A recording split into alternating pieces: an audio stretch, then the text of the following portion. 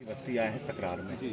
ये वही लोग हैं जिन्हों आपके पिताजी ने कर्नाटक से छुड़ाया था, बंधक बना लिए थे। तो क्या कहेंगे आप आदिवासियों के बारे में? नहीं, हम तो यही कहेंगे कि समाज में किसी भी तबके को दबके रहने की, अपने अधिकारों को हनन होने की वो नहीं होनी चाहिए। मतलब हम देख रहे हैं किस तरीके से झांसी में और ख़ासतौर पर बुंदेलखंड में जो पलायन है वो 42% हो चुका है। पूरी रिपोर्ट है CSDS की, जिसमें कहते हैं कि गांव के 42% जो युवा है वो गांव के बाहर जा चुका है। और इसी तरीके से हम देखते हैं सिर्फ युवा ही नहीं, विभिन्न वर्गों के लोग, विभिन्न क्या बोलते हैं एज ग्रुप के लोग जो हैं वो अलग अलग गांव छोड़ने को मजबूर हैं। वो इसीलिए हैं क्योंकि सरकार जो वादे करती थी कि हम घर घर में रोज़गार देंगे, हम 2 करोड़ रोज़गार प्रति साल देंगे, हम हर गांव में पूरी सुख सुविधाएं देंगे, तो वो कहीं पे भी धरातल पे नहीं उतरी है। इसी कारण से हमने देखा पिछली बार, जैसे अभी 6 महीने पहले की बात थी, हमारे चाचा लोग थे यहाँ पर कर्नाटक में, क्या विकराल स्थिति में वो लोग थे वहाँ पर, कैसे बंधकों की तरह उनको बना के लिए जाया जाता था, गुलामों की तरह काम कराया जाता था। तो वो इसी बात का संकेत है कि किसी न किसी तरीके से जो सरकार जो है वो रोजगार के मामले पर, पलायन रोकने के मामले पर पूरी तरीके से असफल रही है। लेकिन गौरव जी, हम कई गाँव में गए हैं, अभी किसनी ग्राम पंचायत में भी गए थे, वहाँ पानी की विकराल समस्या है। तो अगर प्रदीप जैन आदित्य जी सांसद के रूप में चुने जाते हैं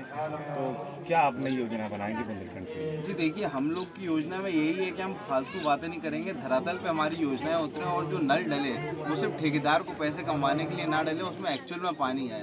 तो वो सिर्फ सरकारी योजनाओं का कोई चंद आदमियों तक पैसा पहुंचे ऐसा ना हो, जो नल लगे उसमें जल ज़रूर है। तो हमारे लिए उसके लिए जो बुंदेलखंड में जो तमाम नदियाँ हैं उसको जोड़ने का, जैसे केन बेतवा वाटर लिंकिंग की बात हुई थी, आज उसकी स्थिति क्या है, बड़े बड़ा उसका होल्ला बनाया गया था, लेकिन आज जो है वो धरातल पर नहीं उतर रही, कहीं पर भी उसका पानी नहीं मिल रहा। तो हम किस तरीके से एक नहरों का जाल, जैसे 2009 से 2014 के बीच में पूर्व मंत्री रहते हुए प्रदीप जैन आदित्य जी ने 1600 नहरें जो थी वो स्वीकृत कराई थी, जिसके अभी भी काफ़ी जिलों में उसका लाभ मिल रहा है। गौरव जी, अभी ओलावृष्टि हुई है बुंदेलखंड के कई क्षेत्रों में, किसानों को काफ़ी नुकसान हुआ है, तो क्या कहेंगे आप? ओलावृष्टि तो देखिए, ओलावृष्टि होती है लेकिन सरकार को उनसे निपटने के लिए पहले से सारे चीज़ें बना के रखनी चाहिए।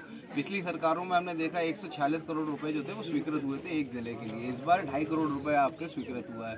तो आप समझिए भद्दा मजाक है किसानों के साथ। कहीं किसी किसान को 250 रुपये उसकी फसल का मिल रहा है, कहीं किसी को 800 रुपये मिल रहा है, कहीं 1100। क्या पूरे साल भर की मेहनत की कीमत आप सिर्फ 1100 रुपये लगाएंगे? तो ये कहीं ना कहीं सरकार जो एक छल करती है, सिर्फ फोटो खिंचाती है, बड़े बड़े चेक देती है और उसके बाद भूल जाती है किसानों के साथ असलियत में क्या हुआ है। बुंदेलखंड की जनता को क्या संदेश देना चाहेंगे आप? बुंदेलखंड की जनता को यही संदेश देना चाहेंगे कि इस बार आप उसी आदमी को चुने जो आपकी सुने।